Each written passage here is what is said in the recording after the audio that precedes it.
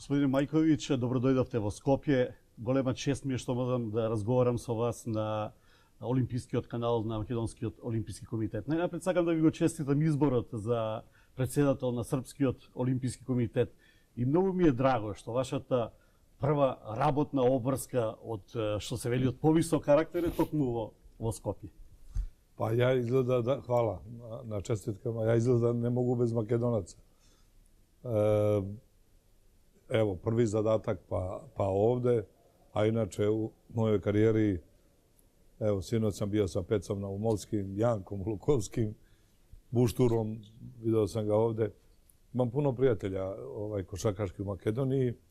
Da vas podsjetim, pre nema ni 6 mjeseci bio sam u Ohridu, mislim 2 puta i u Skoplju držao predavanja, seminare.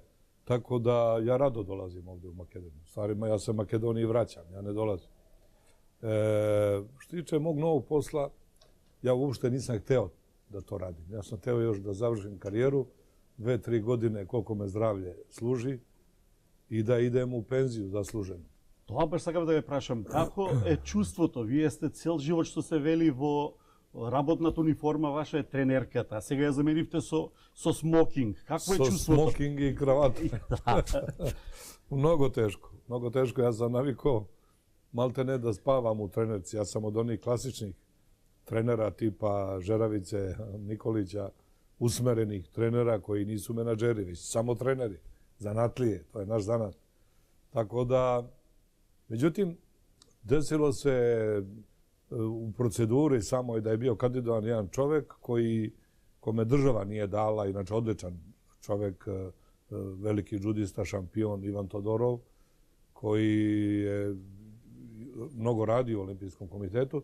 Desilo se da država smatra da on je važniji državi u ovom momentu, pošto radi specijalne poslove u policiji, tajnoj policiji. I u tom vakumu su fudbal, košarka i Atletski savez predložili mene. Niko me nije pitao, ništa. I ja se sad našao na livadi, što se kaže, sam. I onda vidim jednu armiju ljudi koja me gura u to.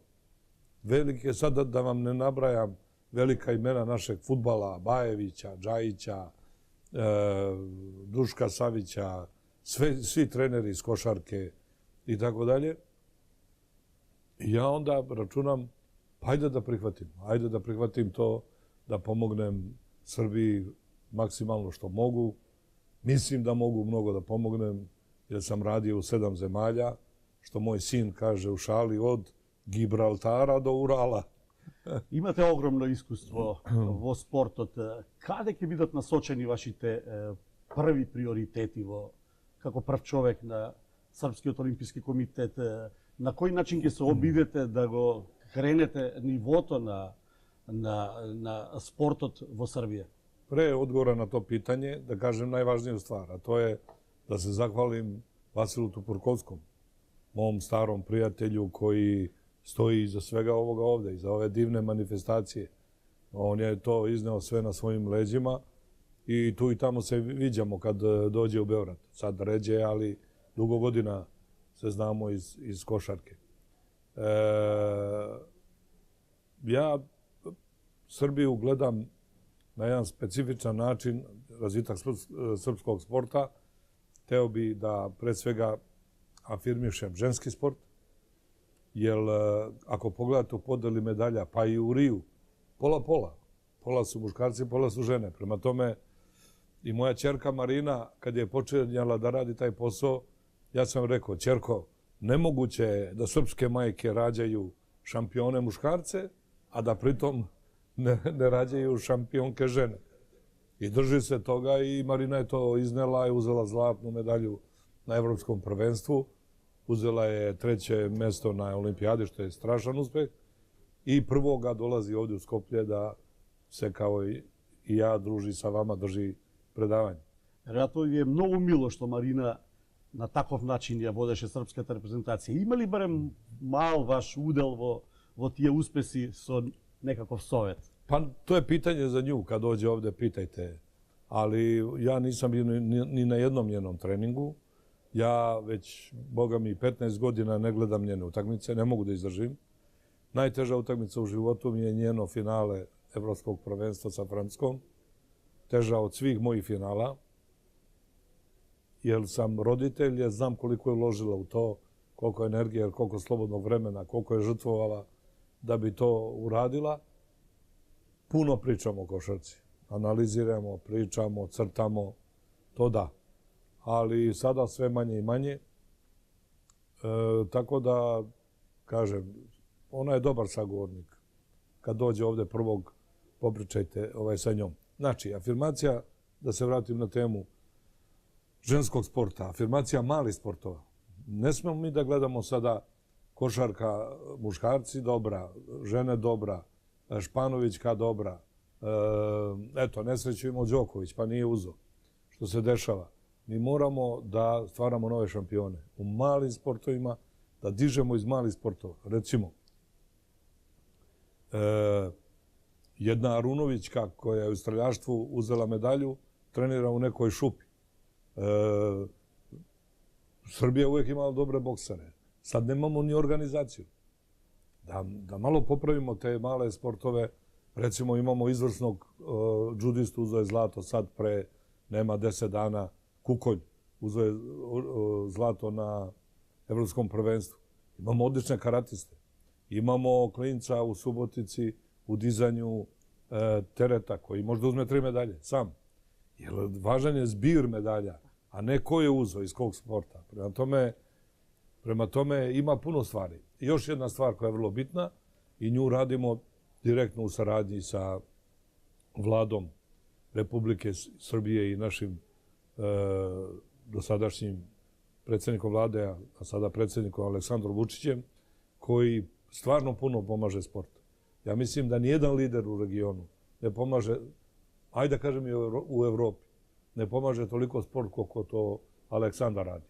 Organizovali smo futsalu prvenstvo, atletsko prvenstvo, vaterpolo prvenstvo, Final Four u Beogradu je sljedeće godine. Država je dala 2,5 miliona eura da bi košarkaška reprezentacija igrala u Beogradu. Pitanje je šta bi uradili da su bili recimo u Torinu. Jel? Svi igrači kojima je obećana nagrada su u roku 48 sati nagrađeni. Politika Ministarstva sporta i gospodina Vučića je po meni dobra, da Beograd oslobodimo balasta svih takmičenja i tako dalje.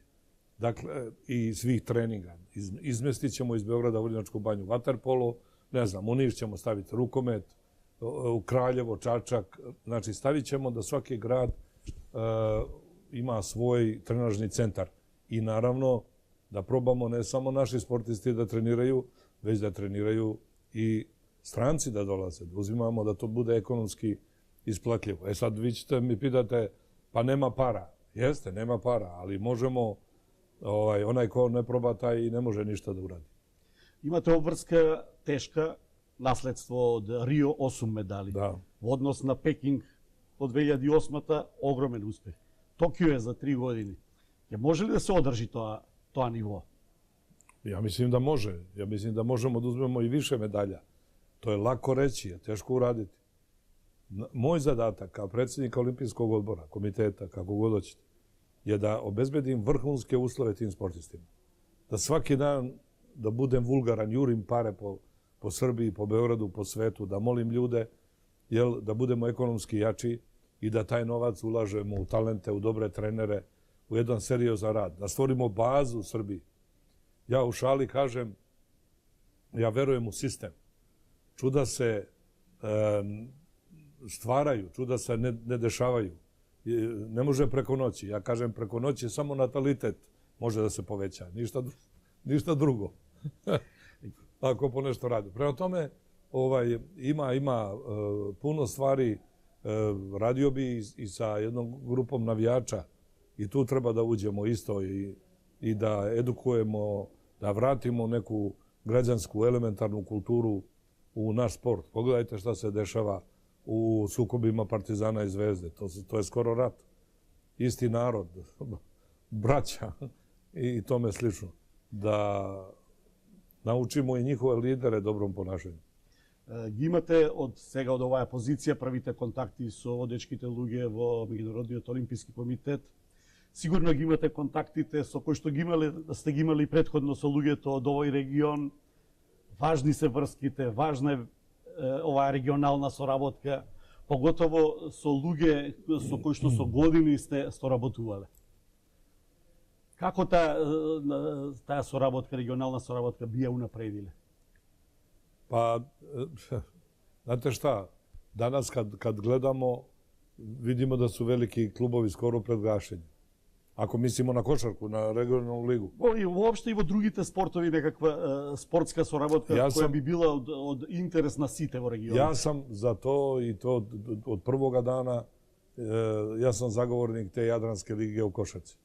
I ja mislim da će najdalje za 2 godine da se uspostavi fudbalska liga. To za sada neće samo navijači.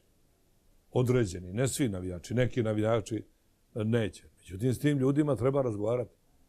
Ja sam jednom prilikom razgovarao sa navijačima Crvene zvezde i izašao sam prijatno iznenađen. Tu imamo momaka koji jako dobro rezonuju. Naravno, ima i onih drugih, kao i u ostalom delu društva. Ja sam uvek za udruživanje. Sport služi za udruživanje. Zar nije bilo na početku Jadranske lige, kad smo nas nekolicina govorili da je dobra Jadranska liga, da nije bilo reči o tome kako će Srbi u Široki Brijeg ili ne znam u Zadar, u Split. Nikakvih problema nema. Između Valjeva i Zadra su bratski odnosi. Između Splićani dolaze u Beograd, šetaju Knez Mihajlovo. Ja mislim da nas svađaju političari. Da narod je spreman da živi zajedno, bez ikakvih problema, bilo koji narod u budućnosti. Međutim, političari su ti koji svojim neodmerenim izjavama, koji nekim izjavama u koje sami ne misle, jer radi svog dobra, radi svog ličnog dobra, radi personalne dobiti, unose zapaljivost u te odnose, kvare te odnose, odgovara im da boljitak dođe malo kasnije i tako dalje i tako dalje.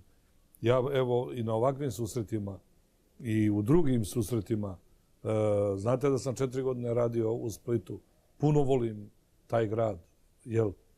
I ja znam kako je nekad bilo. Splitske bile noći u hotelu Jugoslavija, nisi mogao da nađeš kartu. Prema tome, narod je i danas dobar.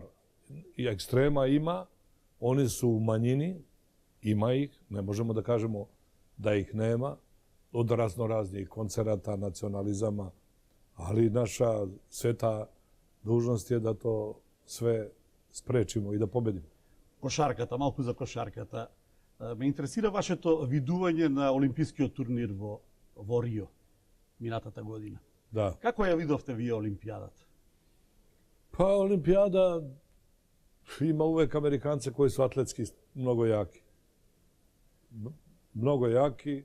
Što se tiče naše košarke srpske, mi smo igrali dobro i Saša Đorđević to dobro radi i mislim da ima jedan afinitet i više da vodi reprezentaciju nego klub. Jako odlično radi u klubu. Jer igrači ga i poznaju, znaju da je bio veliki igrač, znaju da je rešavao utakmice sa svojim čuvenim trojkama, menjao sudbine ljudima i sam njegov stav taj prema igračima je dobar jer on razume šta znači kad je neko umoran. On će razume te od osjećaja. A neko ko nije igrao neće. Pa možda bio iskusniji trener od Đorđevića. Jer dođe i sad gleda striktno i ne, on će ovdje da popusti, on će da razume igrača jer je sam bio igrač, jer su ga bolele noge i glava. I mislim da je za taj posao jako talentovan. Додека разговараме, се подготвуваат мечевите од Final Four во кошарка во Истанбул. Да. Како е вашето гледање на Евролигата? Посебно на овој нов модел кој што... Pre nego što odgovorim na ovo pitanje, izvanredno igrala makedonska reprezentacija u Litvaniji. Makedonska reprezentacija. Da, to je najgolem uspeh na makedonskата кошарка. Да, не само успех, него nego je to bila jako dobra košarka. Jako dobra košarka, onako baš kako se igra, ona zdrava košarka, kolektivna, dobra u odbrani, pametna, pametno postavljena, dobro. За жал, не успеа да стигнат нашите кошаркари на Олимпијадата во Лондон. Да. Final Four, ваша специјално што би се рекло со 4 титули. Дали овој модел на Евролигата е еден нов чекор поблиску до можеби Европска конференција во НБА лигата? Дали мислите дека тоа е перспективата на оваа Евролига? Ја мислим да сви раде на томе да Европа буде копија НБА. Ali ako se već radi na tome, onda treba sve da se prihvati. Kompletno sve. I suđenje, i sve, da to bude NBA, ako se radi na tome. Recimo, jedan ozbiljan klub, kao što je Fudbal klub Barcelona, oni su izašli sa stavom da ovaj model nije dobar. Sve moje kolege koje su unutra kažu da je jako težak, da igrači imaju vrlo malo vremena za odmor, neki hvale, neki kritikuju, ali on je tu, takav je kakav je. Što se tiče Final Fora, večeras tu su moguća iznenađenja. Ja sam uvek na Final Four išao i kad sam vodio favorite i kad sam vodio male ekipe. Ja sam išao i uvek sam govorio da je to specijalno takmičenje. To nikakve veze nema ova 3 dana sa ovim što je bilo. Nikakve veze nema. Tu padaju favoriti. Ko bi dao da će moj Limož da pobedi Real Madrid? Pa onda svi kažu slučajno, a onda pobedi i Benetton. Sve za Toni Kukočem, Terry Tiglom i mojim prijateljem Skansijem. I po meni je podeljeno 25%. Nema favorita. Во исто време се игра и с плей-оф во NBA лигата. Благодарно ли да се прават споредби за квалитетот на таа кошарка што се игра во моментов и оваа во Истанбул што ќе биде денови? Pa mene čudi da i ovaj seminar ovde nisu nekako malo uskladili sa, valjda nisu mogli sa Final Fourom, da možemo da gledamo. A NBA je strašno dosadan u toku cele sezone. Ja sam bio tamo puno puta, zadnji put da gledam Gorana Dragića kad sam bio selektor Slovenije. Te utakmice su prosto negledljive. Tu svaka ekipa ima po 2-3 vanserijske zvezde, mega zvezde igrača, ovo ostalo je sve skromno. Međutim, kad se uđe u play-off, onda je to prava košarka, onda je to prava borba za svaku loptu i onda je interesantno gledati. I onda se nekad probudim u 3-4 ujutru da gledam te utakmice. A evropska košarka je po tehnologiji rada sada vrlo blizu američkoj, a to znači vrlo malo se trenira. Рековме 4 титули во Европа, 2 пати со Југопластика, со Лимош и со Панатенаикос. Не знам сега колку е благодарно да ја правам. Дали животното дело би е врзано за тие години во Југопластика, од аспект дека голема специфична тежина имаат тие титули со фактот дека немаше скапи играчи од странство. Игра момчиња кои што беа од ovoj mal prostor, a mnogo talentiran za košarkata. Vi pričate kao Dino Menegin, što je rekao. Kaže, oni su moj ideal. Osvojiti Evropu bez stranaca. To je on rekao. U gazeti Delo Sport, sećam se. Imam negde taj naslov. Pa jeste životno delo, svaki čovjek ima svoje životno delo. Životno delo je Jugoplastika. Veće iznenađenje je Limož. Ali Jugoplastika je bila moja zemlja. Jel? Nažalost, raspala se i ja sam tu Jugoplastiku pravio zajedno sa mojim saradnicima. Dovodio prave igrače, Srtenovića, Pavlićevića. Ne bi ja samo da od Split dojde Duško Ivanović, dojde od Crne Gore. Duško Ivanović, Crne Gore, Zoran Savić iz Bosne. Imali smo najboljeg fizioterapeuta na svetu iz Slovenije, Jožu Blažića, pokojno. Laka mu zemlja, divan čovek je bio. Dakle, bili smo sa svih strana, živjeli ko braća. To je bilo jedno neviđeno bratstvo. Bilo je pravilo kada Jugoplastika povede 5 razlike, idi kući, nećeš dobiti utakmicu. Ali i onda, znate kako, kad stigne priznanje od vas novinara da je to najbolji tim koji je ikad igrao u Evropi, mislim na Evropu, onda je to jedan mit, jedna legenda koja se prenosi. Ja danas kad dođem u Split... Da, imate li kontaktite so Kukoč, so Rađa, so Kako nemam, imam svakodnevne kontakte sa nekim od njih. Rađa je slavio rođendan 50 godina pre 24. aprila. Ja nisam mogao da dođem, prvo zato što sam ja slavio moj rođendan, a onda sam imao sa Olimpijskim komitetom. I zvao me, ljutio se, posle toga me opet zvao na neku utakmicu. Imam sa svima njima dobre odnose, odlične odnose. I to su sjajni momci i meni je drago što sam uspeo kod njih da usadim ljubav prema košarci i što su oni danas svi u košarci. Dakle, svi. Toni Kukoč je, osim toga što igra fantastično golf, došao je do hendikepa 0, što je profesionalni, ili -2 čak. Dino Rađa je u klubu u Jugoplastici, Zoran Savić je trenutno u Dubaju, bio je direktor Bolonje i Barcelone, 2 velika kluba. Sreta je trener, odličan u Poljskoj, kup uzeo, Luka Pavićević, već poznato ime, da ne govorimo o Dušku, Ivanoviću i Perasoviću. I drugi igrači isto koji su bili u toj generaciji, kao Žan Tabak, je isto tako dobro radio. Ove godine nije imao sreće u Sevilji. Kažem, svi su ostali u košarci.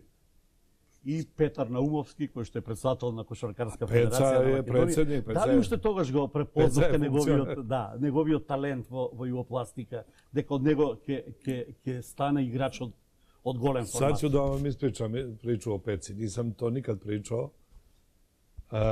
Ja sam prvi došao do njega i pozvao ga u Split. On je došao, seo preko puta mene. Ja sam mu rekao, Peca, ovo je šampionski tim. Ima 2 igrača, Sretenovića i Luku Pavićevića. Ove godine nećeš da igraš, ali ćeš raditi 8 sati dnevno. I sljedeće godina je tvoja. Ideš u prvi 5. On je u sekundi rekao, važi, hoću, prihvata to. Danas, nijedan igrač to ne bi prihvatio. Nijedan igrač ne bi prihvatio da radi, da trenira, da ne igra. On je krvnički radio.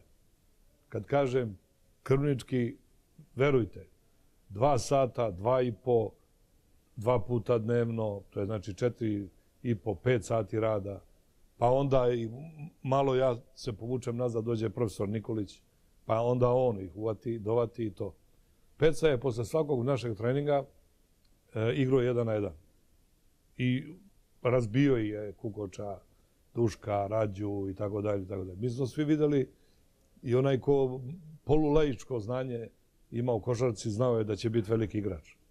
Moj zadnji sastanak, i dajem vam časnu reč, i znaju oni to, imam 5 svedoka, znači bio je Skansi Šolman, Rato Tvrdić, Bilić i Macura.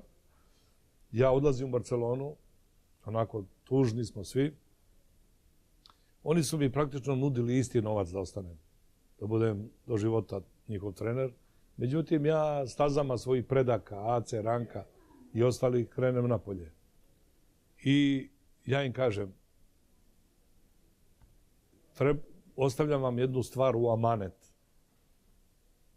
Da Peca Naumovski, znači ili Sretenović out, ili Pavićević out, Peca Naumovski playmaker broj 1. Oni to znaju dan danas, ako vi pitate. I onda me Šolman pita šta znači reč amanet. Pošto je on iz Zagreba, pa došao, on ne zna šta je reč amanet. I tako smo se smejali. I naravno, posle toga je Peca pokazao je u jednoj dekadi najbolji play Evrope. I eto, to je to. To je taka priča. Ja bih voleo da je došao i da sam mogao da ga stavim mjesto jednog od ove dvojice.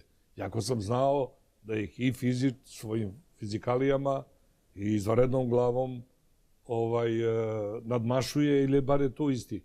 Međutim, i ova 2 su bili strašni igrači. Ве има, би се рекло, на комплетната кошаркарска карта во Европа. Ista priča, samo je potpuno ista Zorana Savića. Potpuno ista. Dolazi Zoran, radi, manijakalno radi, sve, ali ja ne mogu da menjam koncepciju. Ja mogu da ga uvodim polako, da ne mogu ja Sobinu da kažem, aj sad ti sedi da Zoran igra. Ili Kukoču koji često igra na 4, na poziciji 4. Ali, naravno, na moju veliku sreću, Peca i Zoran su pokazali ono za šta sam ih ja doveo u Split. Da, Savić pogotovo во третата титула беше еден од најдобрите. Да, ali sam ih ja doveo. Ja, lično ja. Jer Sećam se, ja sam imao svoju mrežu po Jugoslaviji, ljudi koji su mi govorili kako god se pojavi neki igrač. Recimo, Zorana Savića mi je preporučio Zdravko Kurilić, sudija iz Tuzle. Ве има секаде на европската кошаркарска карта. Дали ви недостасува фактот дека не ставте селектор на репрезентацијата на Србија? Pa ja ne bi bio ništa slavniji da sam selektor. Trebalo je... Мислам како личен предизвик. Znam šta pitate, to je logično pitanje i to me svi pitaju. Tu nisu bili malo neki ljudi fair, a ja nikad ne kukam i ne plačem. Trebalo da budem ja i samo ja, jer sam tad imao jedini evropske titule, ja mislim 2 ili 1 sigurno. Znači nisam imao konkurenciju, mi nisu dali. Ko, zašto, nije ni bitno. Jedna noć, 3 ljudi su se sastali i učinili sve da ne budem ja. Posle toga su me prozivali da budem, znajući da ja to ne mogu da budem. Jer ACB liga, u kojoj sam ja proveo preko 10 godina, to nije dozvoljavala. Jel? Pa i tu nisu bili korektni. Međutim, od mene nećete nikad čuti da žalim za nečim, da žalim. Prema tome, ko zna zašto je to dobro. Jel? Ali da li bi volao da sam vodio Srbiju? Da li bi sutra volao da vodim tu reprezentaciju? Bi, zašto da ne? Hvala Bogu. За крај, господине Мајковиć, ваше видување на моментот на олимпизмот во светот, како го гледате? Pa znate šta, pošteno da vam kažem, ja tu još uvek nemam svoj stav. Pojma nemam, ja sam 4 dana radna imam. Ovo je golema, kako vi kažete, organizacija i tu, recimo, Vasil je ekspert za to. Ja pojma nemam, ne mogu da se snađem. To su neke komisije, podkomisije, pa evropska, pa međunarodna, pa ima 3. koja ujedinjuje, pa ima 4. koja je solidarnost, pa ima... Tako da je, pravo da vam kažem, još mi je to sve maglovito, da rasteram tu maglu pa da vidim gde je šta. Ali o moći Moka, o značaju Moka u našim životima, to je deplasirano diskutovati, to je strahovito moćna i pozitivna i dobra organizacija. Ви благодарам и ви пожелувам добар престој во Скопје и успех во работата како што бевте успешни и како кошаркарски тренер. I ja vama, da ne gledam u Beogradu, da je u Skoplju zemljotres i da je na ulici po neki put zemljotres oko parlamenta, da ne gledam jer volim ovaj narod. Ви благодарам.